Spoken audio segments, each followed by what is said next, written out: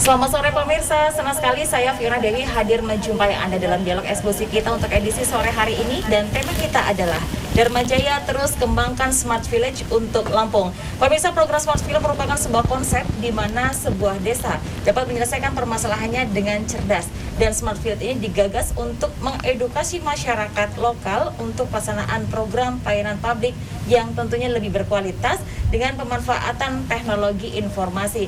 Seperti apa untuk program Smart Village ini, kita akan bahas dengan 3 narasumber yang sudah hadir di studio Radar Lampung TV sore hari ini. Pemirsa, saya akan sapa terlebih dahulu. Yang pertama sudah hadir ada Dr. Handoyo Widinugroho, Eskom MTI. Beliau juga selaku Kaprodi dari jurusan Sistem Informasi. Oke, Pak Handoyo, Assalamualaikum, selamat sore, apa kabar Pak? Waalaikumsalam, selamat sore. Alhamdulillah sehat. Sehat ya Pak ya. Alhamdulillah, terima kasih Pak Handoyo sudah hadir. Dan di samping Pak Handoyo tentunya juga bersama kami pemirsa ada Bapak Bayu Nugroho, Eskom MN. Beliau salah satu dosen sistem komputer. Pak Bayu, selamat sore, apa kabar Pak Bayu? Alhamdulillah, selamat sore Mbak. Sehat ya Pak ya? Sehat. Alhamdulillah, terima kasih juga sudah hadir Bapak Bayu. Dan tentunya juga bersama kami juga hadir ada Pak David Kurniawan. Beliau adalah CEO DJ Corporation, Direktur Dharma Jaya Digital Solusi, Institut Informatika dan Bisnis IBI Dharma Jaya. Oke, sudah hadir Pak David, apa kabar? Baik Mbak. Sehat ya Pak ya? Alhamdulillah sepertinya sibuk sekali nih dengan program-programnya ya. Yeah. Oke pemirsa, dan tentunya kita akan hadir untuk Anda sampai dengan nanti 1 jam ke depan. Dan untuk Anda yang ingin bergabung bersama kami, tentunya di sesi kedua nanti kita akan nantikan kebersamaan Anda di line telepon yang akan kita tampilkan di layar televisi Anda. Baik, kita akan berbicara terkait salah satu program yang dimiliki oleh Dharma Jaya yang saat ini terus mengembangkan Smart Village untuk Lampung. Dan tentunya mungkin sebagian masyarakat sudah mengetahui apa itu Smart Village, tapi juga mungkin sebagian pemirsa juga belum kenal dengan Smart Village. Untuk itu, sebagai awal dari dialog kita sehari ini, kita akan tanya langsung dengan Pak David Kurniawan selaku CEO dan juga DJ Corporation, Direktur Dharma Jaya Digital Solusi, Institut Informatika dan Bisnis.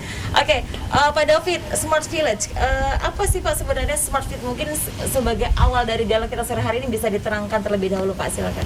Iya, kalau dari teori nanti Pak Handoyo yang lebih tepat ya. Baik, silakan. Jadi intinya adalah dalam Smart Village ini bagaimana pelayanan, khususnya pelayanan terutama di masyarakat, di desa gitu. Desa adalah sebuah wilayah pemerintahan sendiri di Indonesia gitu. Di dalamnya dia mengelola pemerintahan, mengelola desa, mengelola penduduk. Nah tentu kita balik lagi, apa sebenarnya yang paling utama dalam pelayanan di desa, yaitu adalah mengelola masyarakatnya. Nah, masyarakat itu bisa dikelola sebagai jembatannya melalui apa? Melalui administrasinya. Jadi misal orang mau bisa punya kendaraan itu kalau punya administrasi, punya KTP, ya kan? Mau naik pesawat punya administrasi, mau punya bank harus punya administrasi. Bahkan di pemerintahan juga kalau kita pengen mau memberikan bantuan itu kepada siapa harus tercatat dengan baik. Nah sehingga dalam program Smart Village yang kita gagas itu adalah ada 3 pilar Mbak. Pilar pertama adalah bagaimana mengoptimalisasikan pemerintahan desa khususnya pada layanan administrasi melalui digitalisasinya. Nah disitulah kita mendata seluruh, baik diawali dari data penduduk. Nah, data penduduk ini kita lakukan sensus ulang gitu, versi desa ya, karena kita ketahui lah bahwasanya wali data dari data penduduk itu kan ada di Sdukcapil. Kadang kita menjumpai perbedaan di situ.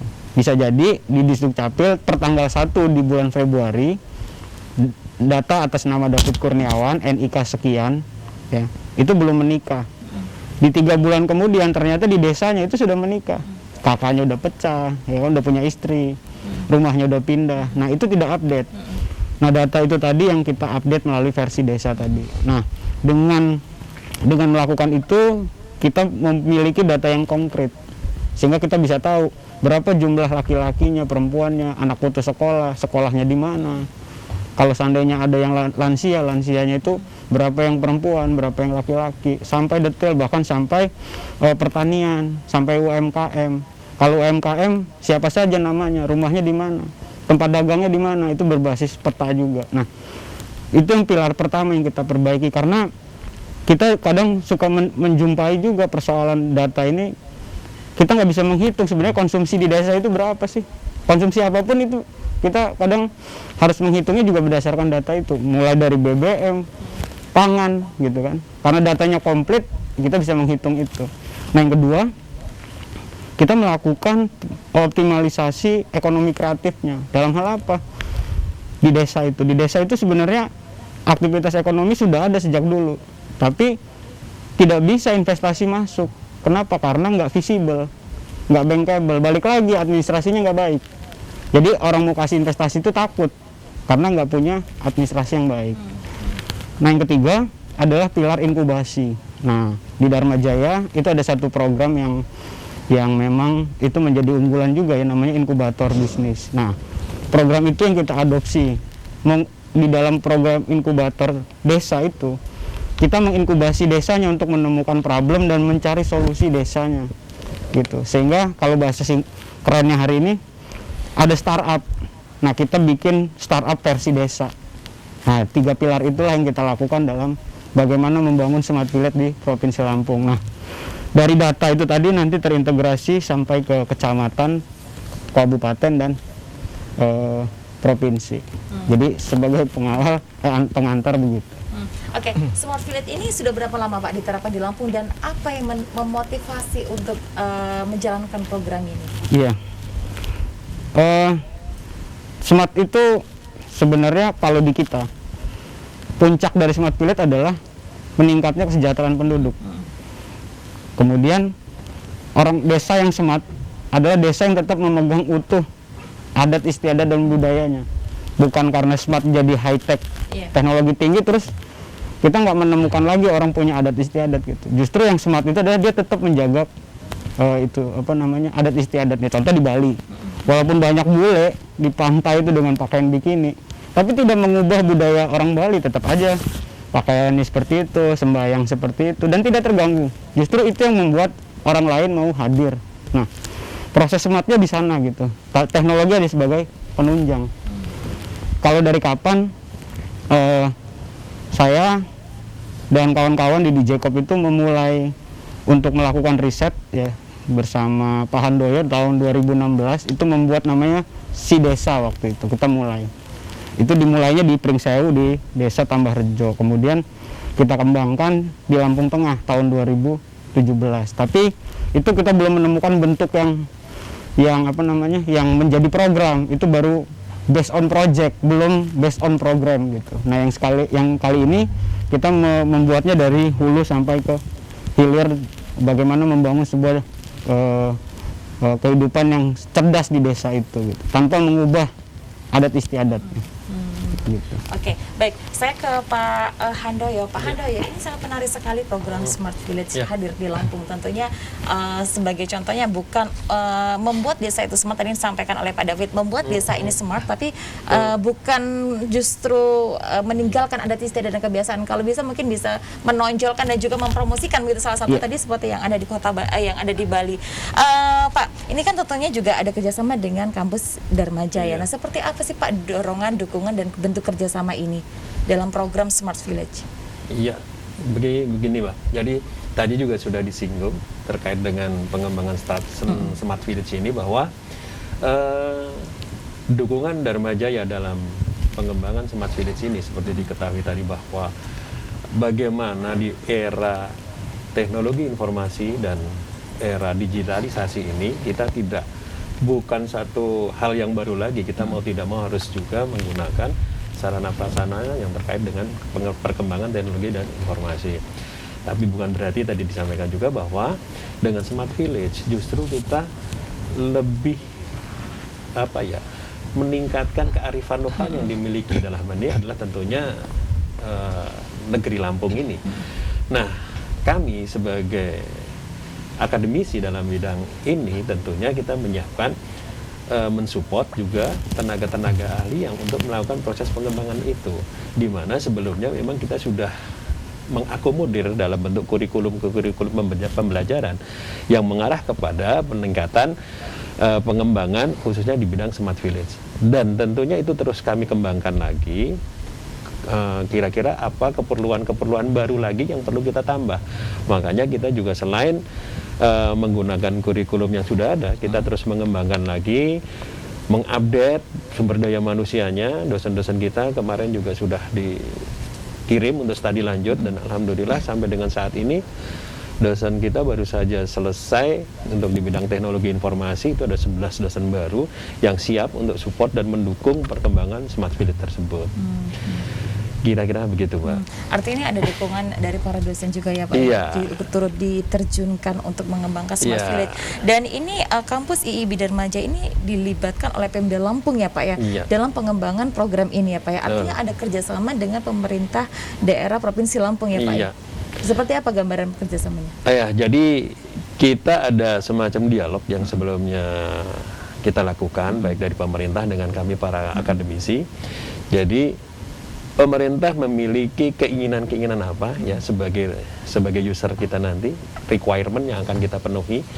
Nah, dari dialog ini kita bisa identifikasi kebutuhan-kebutuhan apa saja yang diharapkan oleh pemerintah daerah. Kemudian kita coba inisialisasi, kemudian kita analisis apa kira-kira modul-modul ataupun program-program yang bisa kita tingkatkan untuk mendukung dan mewujudkan keinginan dan peningkatan baik itu dari masyarakat di bidang ekonomi maupun di bidang-bidang lainnya, termasuk kependudukan, dalam hal untuk peningkatan hasilnya nanti yang diharapkan kita bisa memberikan layanan yang optimal kepada masyarakat, khususnya di Lampung ini. Oke, baik, saya ke Pak Bayu. Pak Bayu ini kalau di Smart Fit ini sebagai apa ini, Pak? Teknisi begitu ya, Pak? Iya, bisa Iya, bisa dikatakan seperti itu ya, Pak David ya? Lebih tepatnya beliau PIC untuk arsitektur PIC, arsitektur arsitektur jaringannya. jaringan komunikasi data. Komunikasi. Dan tadi tentunya Smart Village yang diterapkan di Provinsi Lampung ini, Pak Bayu, di desa-desa ya, Pak ya? Beberapa desa seperti yang disampaikan oleh Pak David tadi. Mungkin pastinya ada beberapa kendala. Pertama kali untuk memasukkan program ini ke suatu desa nih. Mungkin bisa kasih contoh, Pak, desa yang mungkin sulit dijangkau dan juga banyak kendala. Mungkin ya. Pak Bayu bisa ceritakan nih. Ya, kebetulan kita di Smart Village ini punya desa lokus ya. Ada 4 desa lokus di Kabupaten Pringsewu, kemudian Kabupaten Lampung Selatan, Kabupaten Lampung Selatan, kemudian Pesawaran. Nah, di situ alhamdulillah yang 4 lokus ini memang semua terjangkau dengan fasilitas internet, dengan fasilitas komunikasi datanya. Nah, tapi ada satu desa yang jauh gitu ya, yang jauh terpencil di pelosok, jauh sudah di provinsi, di desa di pelosok lagi. Nah, itu banyak cara untuk bagaimana desa itu bisa terkoneksi. Salah satunya kita bisa membangun BTS berantai gitu ya. Jadi BTS aliran internetnya akan diambil dari desa terdekat, atau memang kita menyiapkan sebuah satelit yang langsung terkoneksi ya. Jadi satelit akan terkoneksi ke desa itu dan desa itu bisa menggunakan internet. Nah, kendalanya itu adalah memang jarak desanya ya, yang jauh dari perkotaan. Kemudian kita untuk kesana juga harus bersusah payah gitu. Di desa mana itu, Pak? Di ini ada satu desa di ujung namanya Sidang Kurnia Agung. Kurnia Agung ya. Nah, itu udah jauh banget. Perbatasan dengan arah ke Sumatera Selatan. Sampai Iya. ingatnya susah. Itu airnya air payau, Bos. Iya. Nah, kita coba menganalisis itu dari lokasi, kemudian dari akses kira-kira yang nanti akan bisa terkoneksi ke sana itu lewat desa mana. Itu kita analisis, kemudian kita buat satu rancangan untuk bisa terkoneksi gitu. Jadi semua kalau di Smart Village ini harus terkoneksi memang semua desa. Sekarang sudah berjalan yang di Sidang Kurnia Agung udah. Sidang Kurnia sudah berjalan. Sudah. Berjalan. Oke. Tentunya pada saat program ini masuk, saya ke Pak David mungkin ya. Pak David, pada saat program ini masuk ke salah satu desa, artinya kan selain dari Pemda Lampung dengan Darmajaya gitu ya, Pak, dengan si CEO ini saling berpegangan erat untuk melakukan program ini, artinya juga ada kerjasama dengan pemerintah setempat, dengan para masyarakat dari desa tersebut gitu. Iya. Dan seperti desa-desa yang disebutkan tadi yang cukup jauh gitu, artinya kan harus memberikan pemahaman bagaimana sih Pak kendalanya gitu pada saat memulai untuk kerjasama dengan desa-desa ini. Iya, baik. Jadi memang kalau dari kita ya di kampus, kalau memberikan materi di kelas mudah. Betul. Begitu ketemu orang desa, itu dia bilang ini apa sih gitu. Dan ya susah memang. Nah, kita butuh treatment nih. Karena waktu kita bercerita tentang Smart Village di 2019, saya dengan Mas Bayu ke pemerintah provinsi maupun kabupaten, itu sulit diterima. Ngapain sih online gitu? Ke pemerintah aja sudah diterima Sulit ya di awal gitu. Tapi kita coba terus ya, karena kita mau memberikan jalan keluar gitu, jalan keluar. Satu, belum pandemi. Nah, dengan hadirnya pandemi, saya pikir itu juga jadi lonjakan pintu masuk justru Smart Village itu terjadi. Karena ada pembatasan jarak. Secara jarak kita dibatasi, tapi secara digital hari ini kita nggak punya batas. Nah, waktu kita menyampaikan ke pemerintah, ya tentu dengan bahasa di birokrasi, dan itu cukup sulit di awalnya. Dan desa itu sebenarnya bukan punya provinsi secara naungan, tapi ada di kabupaten. Mau nggak mau kita juga berdiskusi dengan kawan-kawan di pemerintahan kabupaten. Itu sama, masing-masing punya aturan sendiri, dan itu sangat lumayan membicarakannya. Nah, masuk ke desa. Nah, di sini yang menarik, orang desa itu nggak mau tahu mau dibangunnya kayak mana, ya kan? Nggak mau tahu juga, nggak buat mereka nggak penting gitu, sangat tidak penting. Tapi kita sangat tahu desa itu menjadi terbelakang, tertinggal, karena dia tidak mengikuti perkembangan gitu. Terutama dalam hal contoh, desa itu bisa membangun apabila dia punya catatan pelaporan keuangan pemerintahannya dengan baik, sehingga pada saat termin berikutnya untuk pembangunan, pencairan pendanaannya, pembangunan itu akan mudah. Nah, orang desa nggak memahami itu, sehingga pendekatan yang kita lakukan adalah saya mencoba untuk menjadi orang desa. Makanya nggak cukur rambut gitu. Ya, dengan bahasa yang paling mudah dia terima, dengan cara kita bergaul di desa itu, memberikan berbagai, orang desa itu ada pendekatan terlebih dahulu gitu ya, iya, psikologis ya, kita gitu. nginep. Misalnya waktu itu saya implementasi di desa Trimulyo Temiangan. Di sana julukan negeri di atas awan. Memang keren banget. Nah, itu tidak terekspos gitu ya. Mungkin lebih bagus dari tempat-tempat wisata yang ada di Bandung atau di Bogor atau di Jawa ya. Tapi tidak terekspor dan tidak terkelola dengan baik. Kenapa? Karena belum ada sentuhan gitu. Sentuhan dari apa? Sentuhan dari orang-orang luar, orang-orang kampus, ya kan? Nah, dari situ kita coba sampaikan betapa pentingnya. Saya tanya, coba di sini siapa yang nggak punya Facebook gitu. Ternyata di kampung itu punya semua Facebook. Saya pikir enggak gitu kan. Nah, artinya di situ kita menemukan bahwasanya apabila teknologi kita mikirnya nanti kalau kita buat nanti siapa yang mau pakai, itu nggak akan pernah terimplementasi, karena yang bikin Facebook juga nggak pernah mikirin bahkan Facebook yang dia buat itu akan dipakai kita, dan dia nggak kenal sama kita gitu. Nah, sama nih Smart Village juga gitu, kita teruskan saja, karena suatu hari orang akan menerima itu hanya dengan penyampaian yang tepat saja gitu. Dan orang desa nggak perlu disampaikan teori yang terlalu berbelit-belit, cukup ditunjukkan cara gunanya buat mereka itu membantu, itu sudah bisa digunakan oleh mereka. Nah, itu treatment seperti itu. Dan kalau kendala ya cukup banyak, dan kita melaksanakan ini dimulai dari sebelumnya. Kerjasama itu kan adanya dari provinsi dengan institusi perguruan tinggi kita, dengan IBI Dharma Jaya. Kemudian turunan implementasinya itu Dharma Jaya punya unit bisnis namanya BJCOP. Nah, di situ peran kita untuk mengimplementasikan secara serius gitu. Dan di awal sifatnya semua riset, pengabdian masyarakat. Jadi memang dimulai niat gitu. Nggak ada pendanaan Pak, pada saat itu kita memulainya. Semua tidak ada Iya. pendanaan. Oke, saya ke Pak Bayu, Pak Bayu lagi. Pak Bayu tadi disampaikan apa David? Pada saat awal saja untuk memulai ini kan terlalu ada kesulitan begitu, sulit untuk diterima begitu. Nah, setelah perjalanan yang cukup panjang dari 2019 dihajar dengan pandemi nih yang cukup berkepanjangan juga. Apa yang menjadi kendala untuk saat ini, Pak Bayu? Iya, justru malah pandemi ini menjadi momentum ya. Momentum bagi kita untuk mewujudkan smart village-nya itu. Jadi kalau smart village itu kan bagaimana upaya atau langkah kita untuk menjadikan desa itu pintar. Bagaimana cara kita, usaha kita untuk bisa masyarakat desa juga ikut pintar. Tidak hanya di kota saja. Nah itu momentum. Jadi pandemi ini juga momentum. Jadi kemudahan akses fasilitas apapun yang ada di desa itu bisa dilakukan dari jarak jauh atau bisa dilakukan secara otomatis gitu, secara otomasi. Nah itu juga di kampus sejak tahun 2019 kita juga sudah merubah mengelaborasi kurikulum yang akan menuju ke arah situ.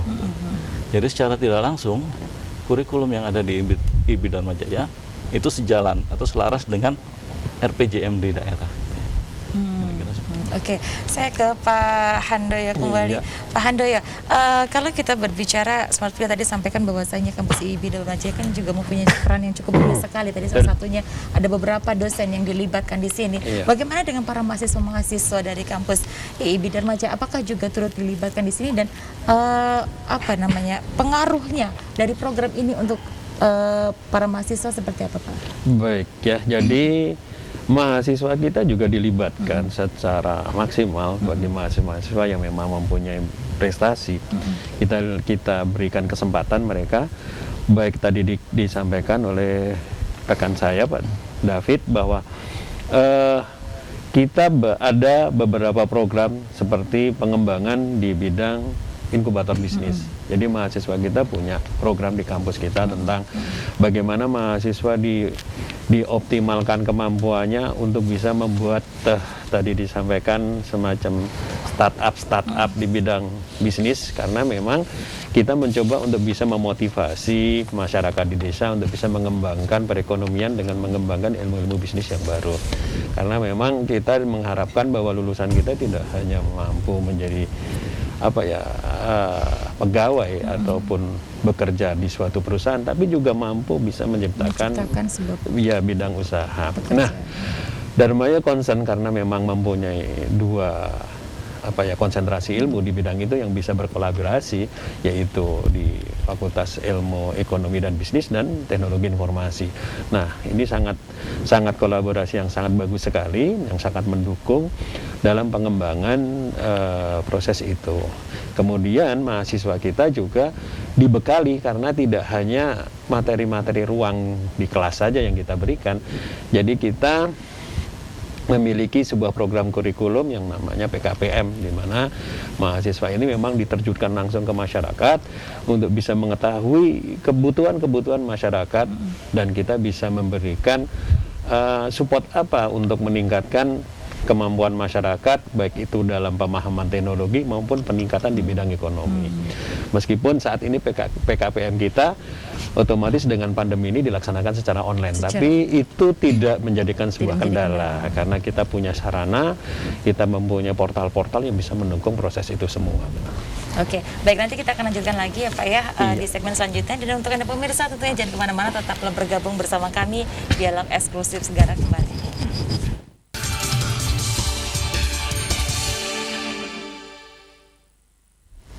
Baik, terima kasih pemirsa Anda masih bergabung bersama kami dalam dialog eksklusif kita untuk edisi sore hari ini, dan kita masih membahas tema terkait Dharma Jaya yang terus mengembangkan Smart Village untuk Provinsi Lampung. Tadi kita juga sudah berbicara dengan 3 narasumber, ada Pak Handoyo, Pak Bayu, dan juga ada Pak David selaku CEO dari DJ Corporation, Direktur Dharma Jaya Digital Solusi dari kampus IIB Dharma Jaya. Saya ke Pak Bayu kembali. Pak Bayu, tentunya ini kan sesuatu yang istimewa Pak. Pak Handoyo maksudnya. Oh, iya. Oke, ini kan menurut Pak Handoyo sendiri, Mm-mm. ini kan tentunya sesuatu yang sangat istimewa Iya. dari pemerintah daerah bisa menunjuk kampus IB Dharma Jaya Iya. untuk bisa berkolaborasi di program Smart Village ini. Nah, kalau menurut Pak Handoyo sendiri apa sih Pak yang membuat istimewa sehingga bisa menarik ini? Ya, terima kasih. Jadi yang pertama terima kasih karena pemerintah daerah telah menunjuk kita dan mempercayakan kita untuk berkolaborasi bekerja sama dalam mewujudkan Smart Village ini. Bagi kita ini merupakan ajang untuk implementasi bagi mahasiswa kita bahwa mereka sudah mendapatkan secara teoritis mendapatkan ilmu pengetahuan yang memang sudah merupakan kajian dalam kurikulum kita. Bagaimana kita memberikan teori-teori tentang bagaimana mengembangkan teknologi informasi, mengembangkan beberapa kajian-kajian terkait dengan pengembangan ilmu ekonomi yang memang concern kita di dua bidang tersebut, ya kan, IB Dharma Jaya itu adalah informatika dan bisnis. Nah, sehingga ini akan bisa memberikan kesempatan bagi mahasiswa kita untuk dapat terjun langsung ke masyarakat, mengembangkan ilmunya dan secara otomatis juga dapat memberikan kesempatan juga kepada mahasiswa kita untuk memberikan pengabdian kepada pemerintah daerah khususnya di Lampung ini. Oke, Pak, ini untuk para mahasiswa dari kampus IB Dharma Jaya itu untuk PKFPM-nya juga di beberapa desa dan tentunya juga dengan banyak teknologi yang sudah mungkin dikuasai oleh para adik-adik mahasiswa ini juga mereka mungkin mengimplementasikannya kepada para desa. Ini salah satu contohnya Bapak bisa gambarkan. Ya, jadi memang PKPM ini sebelum pandemi kita akan ke beberapa desa. Kemudian mereka yang notabene memiliki dua bidang keilmuan yang setiap kelompoknya itu ada yang di bidang ekonomi dan ada yang di bidang teknologi. Mereka akan menggali kira-kira potensi apa yang dimiliki oleh desa tersebut. Jadi banyak sekali ternyata di desa itu memiliki kearifan lokal yang sangat bagus dan perlu dipublish, tapi keterbatasan kemungkinannya, sehingga di mahasiswa kita di bidang teknologi informasi bisa membantu untuk bisa membuatkan web misalkan, sehingga produk-produk di desa yang tidak dikenal atau mungkin hanya terbatas orang tahu itu bisa kita perkenalkan. Yang kita tahu kalau internet itu tanpa batas, tidak hanya lokal tapi nasional bahkan internasional, sehingga dunia internasional bisa tahu. Pariwisata juga merupakan potensi di desa yang perlu kita publish keluar. Kemudian terkait dengan bidang ekonomi, banyak sekali masyarakat yang punya mungkin produk-produk ataupun bahan-bahan di desanya yang sebenarnya kalau diolah lagi akan memberikan nilai ekonomi yang lebih tinggi. Ya, dengan hadirnya mahasiswa kami yang memiliki background keilmuan di bidang ekonomi dan bisnis, kemudian background di bidang teknologi informasi, ini bisa membantu masyarakat untuk bisa mengembangkan, meningkatkan potensi-potensi yang ada di desa tersebut. Kemudian juga memberikan penyuluhan ya kepada masyarakat desa yang tadinya tidak kenal sama sekali dengan teknologi, mereka bisa jadi melek ya tentang teknologi, mereka bisa memanfaatkan teknologi sehingga bisa meningkatkan kesejahteraan masyarakat desa. Salah satunya tadi ya seperti disampaikan oleh Pak Dovi tadi, ada nggak di kalau kita masuk di salah satu desa, ada nggak di sini yang punya Instagram? Mungkin mereka tidak punya Instagram, tapi kita harus lebih memahami ada nggak di sini punya Facebook gitu. Mereka punya Facebook dan mungkin dengan hadirnya ini jadi memanfaatkan Facebook, bisa juga untuk usaha gitu ya Pak. Salah satu nilai plusnya kan sekarang semua bisa dilakukan secara online. Saya ke Pak Bayu kembali. Pak Bayu, ini kabarnya Dharma Jaya juga memiliki banyak sekali aplikasi IT yang bisa digunakan oleh Pemda, Pak. Mungkin Bapak bisa gambarkan dalam hal pelayanan administrasi kependudukan misalnya. Ya, baik, terima kasih Mbak.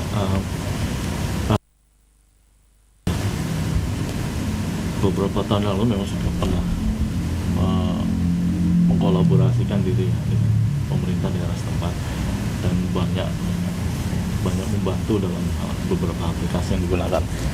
Salah satunya dalam proses di Smart Village ini itu kita punya aplikasi yang khusus gitu ya, jadi aplikasi pendeteksi kartu EKTP ya. Jadi melalui EKTP itu kita bisa membuka satu layanan ya, masyarakat bisa membuka satu layanan, mempergunakan layanan itu secara langsung gitu ya. Jadi Salah satu contohnya seperti itu, dan mungkin masih banyak lagi aplikasi yang lainnya akan dikembangkan gitu.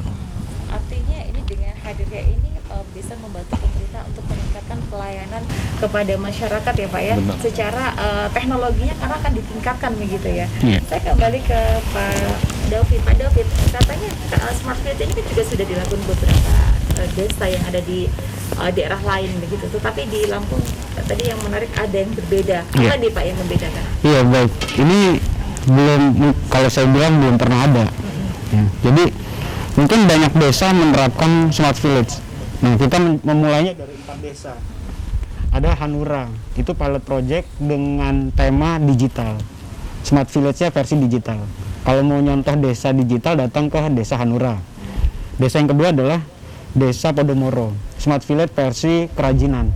Kalau mau lihat gerabah dan sebagainya di Podomoro, kerajinan tangan, industri, home industry. Yang ketiga, desa Cinta Mulia. Ini adalah pertanian terintegrasi, basis digital. Yang keempat, itu ada Sribawono, desa smart village versi desa wisata. Nah, model ini yang kita terapkan di tahun 2021 ini ada 130 desa. Dan ternyata dari apa yang kita lakukan itu, secara sistem ya, itu berkembang jauh lebih cepat dari yang kita targetkan. Ternyata hari ini sudah hampir 750 desa yang terintegrasi secara sistem. Nah, apa yang membedakan? Di banyak daerah di Indonesia, mungkin banyak kita kenal Bantul, Sleman, dan lain-lainnya di Boyolali menerapkan smart village juga, desa cerdas, kampung smart, dan sebagainya. Nah, yang membedakan di kita adalah Mas Bayu dengan tim dari laboratorium jurusan TKSK, kolaborasi dengan Digicop, itu kita membuat, tadi yang disebutkan, membaca KTP beneran. Jadi belum pernah ada nih pelayanan berbasis KTP-nya. KTP-nya warga datang ke kantor, dia menempelkan ke satu tempat alat tempel. Nah, itu akan membaca profil dianya. Itu terlihat.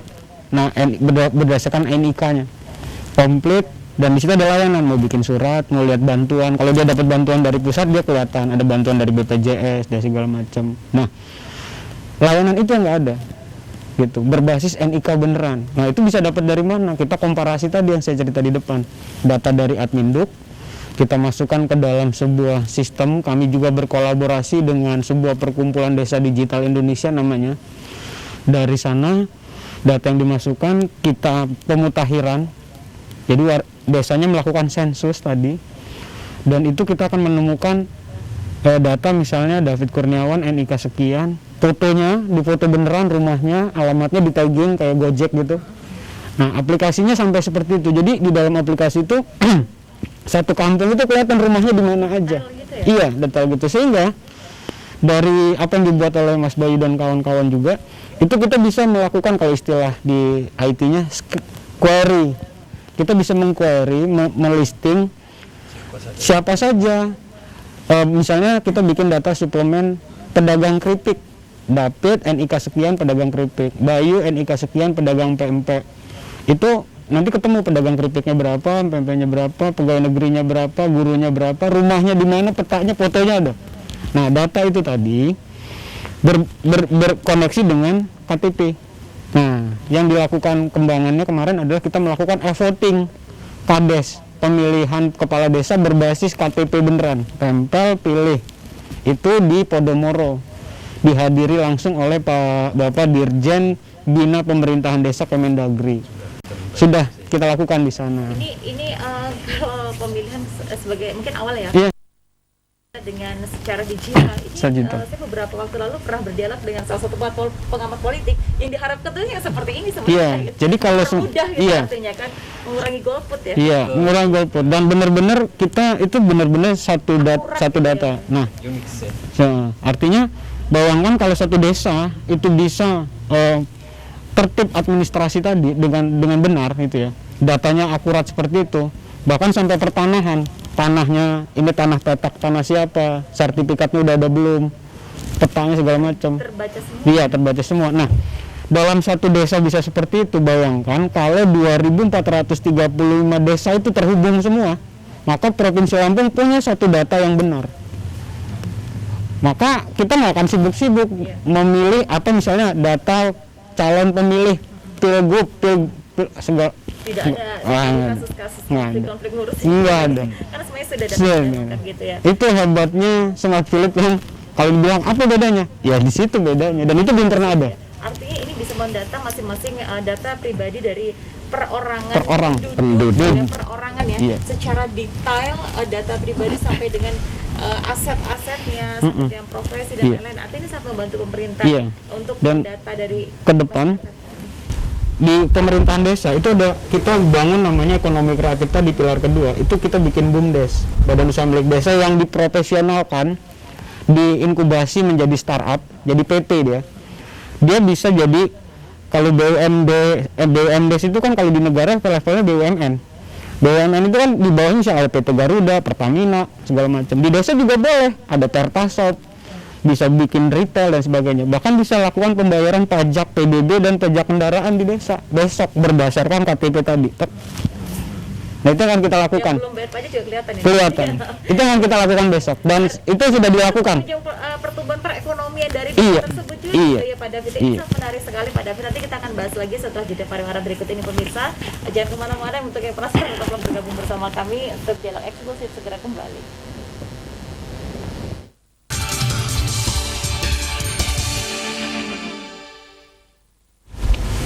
Baik pemirsa, Anda masih bergabung bersama kami dalam dialog eksklusivitas sore hari ini, dan sayang sekali kita sudah ada di penghujung.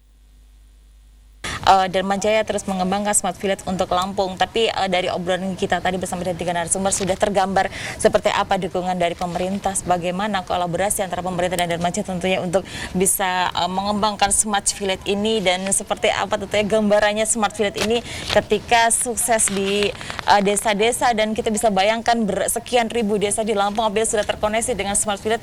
Lampung mungkin menjadi salah satu provinsi yang maju, saya rasa ya Pak ya, tidak hanya di Indonesia ini tapi bisa mungkin di Asia atau bahkan di dunia gitu, karena itu canggih sekali kalau dari obrolan kita dengan Pak David tadi.